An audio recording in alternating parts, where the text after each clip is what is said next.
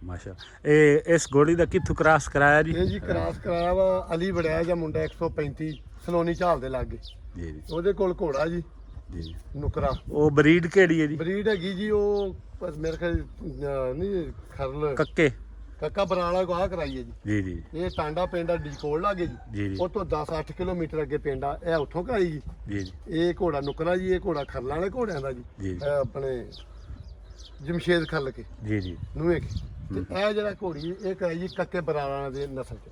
जी ਜੀ ਇਹ ਵੱਡੀ ਜਿਹੜੀ ਮਾਂ ਇਹ ਮਾਵਾਂ ਧੀਆਂ ਜੀ जी जी ਇਹ ਧੀ ਉਹਨਾਂ ਦਾ ਨੁਕਰ ਸੋਹਣੇ ਮਾਲਕ ਨੇ ਭਾਗ ਲਾਤੇ। ਮੈਂ ਮਸ਼ਕੂਰ ਉਹਨਾਂ ਦੋਵਾਂ ਦਾ ਜੀ। ਜੀ। ਅਲੀ ਬੜਿਆਜ ਨੇ ਬਹੁਤ ਪਿਆਰ ਕੀਤਾ ਜਿੱਥੇ ਘੋੜੀ ਪਹਿਲਾਂ ਛੱਡਿਆ ਦੋਵਾਂ ਕੋ ਛੱਡਿਆ ਤੇ ਜਿਹੜਾ ਮੁੰਡਾ ਬਾਬਰ ਜੱਟ ਵਾ ਉਹਨੇ ਵੀ ਪਿਆਰ ਕੀਤਾ।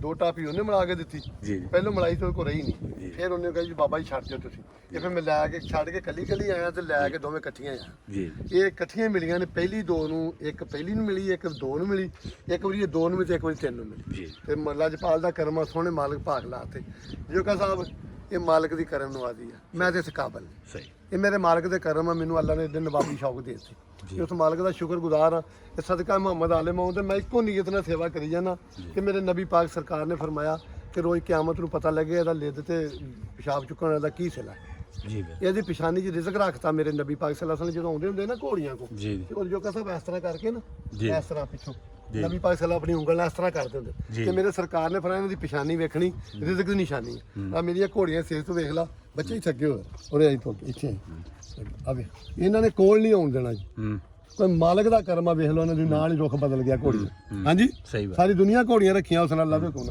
ਇਹਨਾਂ ਦੀ ਹੁਣ ਜਾਨ ਤੇ ਬਣੀਆਂ ਵੀ ਗੈਰ ਬੰਦਾ ਖੜਾ ਇਹ ਮਾਲਕ ਦਾ ਕਰਮ ਹੈਗਾ ਜੀ।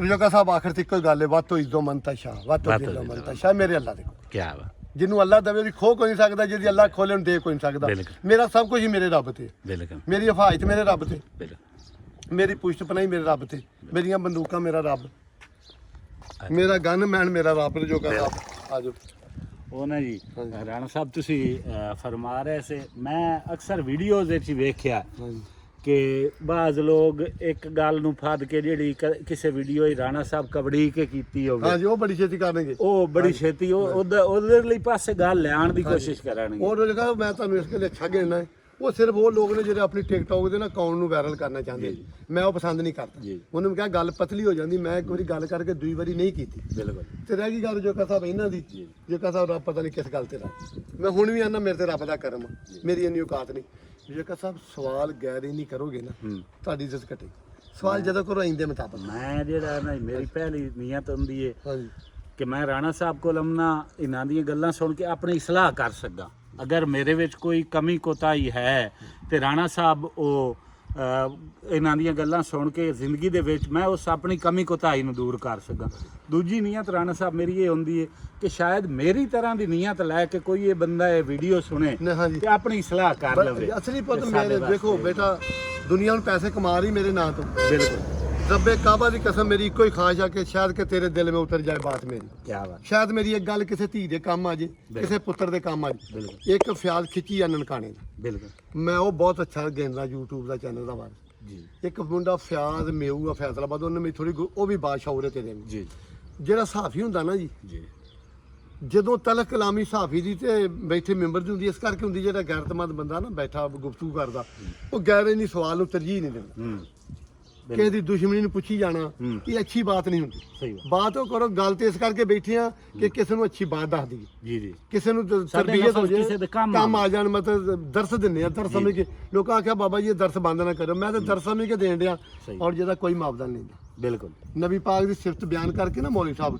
3 ਲੱਖ ਰੁਪਇਆ ਲੈਂਦੇ ਅੱਧੇ ਘੰਟੇ ਦਾ ਫਿਰ ਆਂਦੇ ਸੀ ਆਸ਼ਕੇ ਰਸੂਲ ਆ ਕੀ ਬਾਤ ਦਿਓ ਸੀਸਾਂ ਜਦੀਦ ਨੂੰ ਤੁਹਾਡੀ ਰੋਦੀ ਲੱਗੀ ਆ ਫਿਰ ਆਂਦੇ ਰਾਣਾ ਨਸੀਰ ਗੱਲਾਂ ਬੜੀਆਂ ਸਖਤ ਕਰਦਾ ਉਹ 3 ਲੱਖ ਰੁਪਇਆ ਲੈ ਕੇ ਜੀ। ਤੇ ਸਿਫਤ ਕਰਨੀ ਨਬੀ ਪਾਕ ਸਾਹਿਬ ਤੇ ਆਖਣਾ ਮੈਂ ਆਸ਼ਕੇ ਰਸੂਲ ਆ ਨਾਤ ਪੜ ਕੇ ਨਬੀ ਸੱਲੱਲਾਹੁ ਅਲੈਹਿ ਵਸੱਲਮ ਦੀ ਰੁਪਇਆ ਦੋਵਾਂ ਨਾਤਾਂ ਦਾ 3 ਲੱਖ ਆਣਾ ਦਾ ਆਖਣਾ ਮੈਂ ਆਸ਼ਕੇ ਰਸੂਲ ਆ 3 ਲੱਖ ਦਾ 3 ਲੱਖ ਉਹ ਲੈ ਲੈਣਾ ਤੇ ਕਹਿਣਾ ਉਤੋਂ ਵੀ ਮੇਰੀ ਕੁਝ ਹਾਂ ਨਜ਼ਰ ਫਿਰ ਵੀ ਪੈਸਾ ਰਹਿਣੀ ਤੇ ਗੱਡੀ ਠੰਡੀ ਚ ਆਉਣਾ ਤੇ ਉਹ ਗੱਲਾਂ ਇੱਕ ਨਾਥ ਖਾਨ ਹੈ ਜੀ, ਹਾਂਜੀ ਉਹਦੇ ਨਾਲ ਨਾ ਜੀ ਉਹ ਨਾਥ ਪੜਦਾ ਪਿਆ ਹੁੰਦਾ ਤੇ ਨਾਲ ਵਾਲਾ ਬੰਦਾ ਹੀ ਬੁੱਕ ਕਰਕੇ ਖਲੋਤਾ ਹੁੰਦਾ, ਉਹ ਬੁੱਕ ਦੇ ਵਿੱਚ ਨਾ ਲੋਕੀ ਪੈਸੇ ਰੱਖ ਪੈਸੇ ਰੱਖੀ ਲੈਂਦੇ। ਜਾਂਦੇ।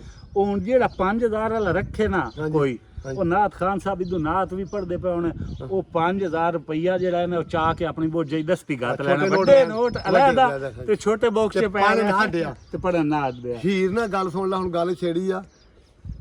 ਹੀਰ ਸਿਆਲਾ ਦਾ ਪੀਰ ਨਮਾਜ਼ ਪੜ੍ਹ ਰਿਹਾ ਤੇ ਗਹੀਰ ਗੁਜ਼ਰ ਗਈ। ਹੂੰ ਉਹਨੇ ਕਿਹਾ ਹੀਰੇ ਤੂੰ ਅੰਨੀ ਆ, ਤੈਨੂੰ ਦਿਖਦਾ ਨਹੀਂ?